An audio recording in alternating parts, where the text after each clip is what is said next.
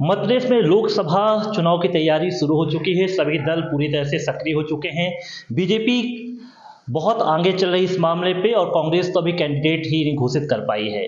तो मैं इस बार जो मंथन करने यहाँ पर पहुँचा हूँ, जबलपुर का बीजेपी कार्यालय है और यहाँ पर बीजेपी के मीडिया सेल से जुड़े लोग मेरे साथ मौजूद हैं। उनसे हम जानेंगे कि जबलपुर में चुनाव की किस तरह से वो लोकसभा की तैयारी कर रहे हैं और क्या है। सबसे पहले हम गोलू तिवारी जी से बात करते हैं। गोलू जी, क्या तैयारी इस बार लोकसभा चुनाव की? आप लोगों ने तो कैंडिडेट ही घोषित कर दिया सबसे पहले और आप लोग चुनावी मैदान पे भी उतर चुके हैं। देखिए, जैसा कि आप जानते हैं, भारतीय जनता पार्टी के लिए चुनाव कोई विशेष महत्व तो नहीं रखता। हम 12 महीने हमारे संगठन का निरंतर कोई ना कोई कार्य चलता रहता। चुनाव भी उसकी एक प्रक्रिया का हिस्सा है। चूँकि हम साल में 365 दिन कार्यकर्ताओं से संपर्क संवाद रखते हुए काम करते हैं, तो निश्चित रूप से हमारी जो तैयारी है वो बहुत अच्छी है। जैसा कि आप देखिए कि 198 के लगभग प्रत्याशी केंद्रीय नेतृत्व द्वारा घोषित कर दिए गए हैं। मध्य प्रदेश में से 24 उम्मीदवार घोषित हो चुके हैं, जिसमें जबलपुर के भी प्रत्याशी हैं। और निश्चित रूप से भारतीय जनता पार्टी का आप देख रहे हैं कि विगत कई वर्षों से भारतीय जनता पार्टी का एक सशक्त गढ़ है जबलपुर। जो पिछला चुनाव माननीय हमारे राकेश सिंह जी जीते थे, वो 4 लाख के ऊपर से वोटों से जीते थे। और इस बार कार्यकर्ता, चूंकि माननीय नरेंद्र मोदी जी ने आह्वान किया है कि अब की बार 400 पार, तो हर कार्यकर्ता में उत्साह है। हर कार्यकर्ता जोश से भरा हुआ है। अपने आप को पार्टी के प्रति कुछ देने के उसके एक भाव जागृत हो गया है। और निश्चित रूप से बूथ स्तर पर हमारा जो मैनेजमेंट है उस पर काम हो रहा है। आप देखेंगे कि ऐतिहासिक विजय होगी। ऐतिहासिक विजय मध्य प्रदेश की 29 सीटों की 29 सीट माननीय नरेंद्र मोदी जी के नेतृत्व में यहाँ से जनता यहाँ से जिताकर भेजेगी।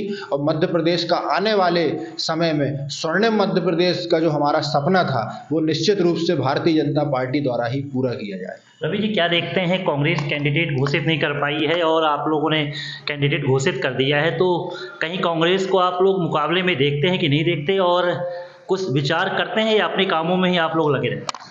देखिए, पिछले 10 वर्षों में जो काम केंद्र की नरेंद्र मोदी सरकार ने किए हैं, वो आज तक के इतिहास में आज़ाद भारत में कभी नहीं हुए। इसीलिए जनता की अपेक्षाएं अब सिर्फ भारतीय जनता पार्टी से हैं और कांग्रेस में प्रत्याशी चुनाव लड़ने तैयार नहीं है। जिस हिसाब से आप देखेंगे, पूरे मध्य प्रदेश में, पूरे देश में राममय माहौल चल रहा है और सभी लोग अब भारतीय जनता पार्टी के पक्ष में मतदान करने के लिए आतुर हैं, क्योंकि उनको भी ऐसा लगता है कि इस देश की बागडोर नरेंद्र मोदी जैसे विश्व स्तरीय नेता ही चला सकते हैं। आप 2014 के पहले की स्थिति देखेंगे तो जहां गांव गरीब किसान के बारे में कोई सोचता नहीं था, आज देश के प्रधानमंत्री श्री नरेंद्र मोदी जी सिर्फ उनकी चर्चा करते हुए किसान से लेकर उद्योगपति तक हर वर्ग के बारे में चिंता करते हुए विकसित भारत का संकल्प लेकर चल रहे हैं। अब ये माना जाए कि कांग्रेस से जिस तरह से लोग बीजेपी में शामिल हो रहे हैं, तो अब एंट्री उनकी अभी जारी रहेगी कि अब ब्रेक लग चुका है? ये हमारे आदरणीय श्री गृह मंत्री अमित शाह जी ने बताया था अभी कुछ दिन पहले, आपने उनको सुना होगा। तो उन्होंने बोला, जो भी हमारे विचारधारा से सहमत है, जो हमारी विचारधारा को ग्रहण करना चाहता है, वो उसका हमारी पार्टी में स्वागत है। चाहे वो किसी भी स्तर का, किसी भी पार्टी का नेता हो, जो भारतीय जनता पार्टी की विचारधारा को आत्मसात करके आगे बढ़ेगा, उसका हमारी पार्टी में स्वागत है। कोई भी व्यक्ति हो, हम जो हमारे विचारों को, हमारे मतलब पूर्वजों के विचारों को आत्मसात करके आगे बढ़ना चाहेगा, उसका हमारी पार्टी में स्वागत है। बिल्कुल, अंकित से बात करते हैं। अंकित, भारत जो है युवाओं का देश है और युवा सबसे ज़्यादा इस समय एक्टिव हैं चुनावी माहौल में भी और कुछ करना चाहते हैं, तो आप क्या देखते हैं भारत में जिस तरह से बीजेपी आगे युवाओं को बढ़ा रही है, क्या विचार रखते हैं और क्या होना चाहिए? देखिए, सबसे महत्वपूर्ण बात है कि हमारे यशस्वी प्रधानमंत्री जी ने घोषित ही किया हुआ कि हमारे लिए 4 प्रमुख जातियां हैं: महिला, किसान, युवा और गरीब। उसमें युवा एक प्रमुख है और सबसे ज़्यादा विश्व में युवाओं की आबादी भारत में 65 करोड़ है। और आप देखिए, 2014 से पहले भारत पॉलिसी पैरालिसिस, आगे की कोई योजना नहीं थी, परंतु नरेंद्र मोदी जी के 2 कार्यकाल इतने शानदार चले और अब उन्होंने अगला जो लक्ष्य रखा है 2047 में विकसित भारत का, तो उसमें सबसे महत्वपूर्ण भूमिका युवाओं की होने वाली है।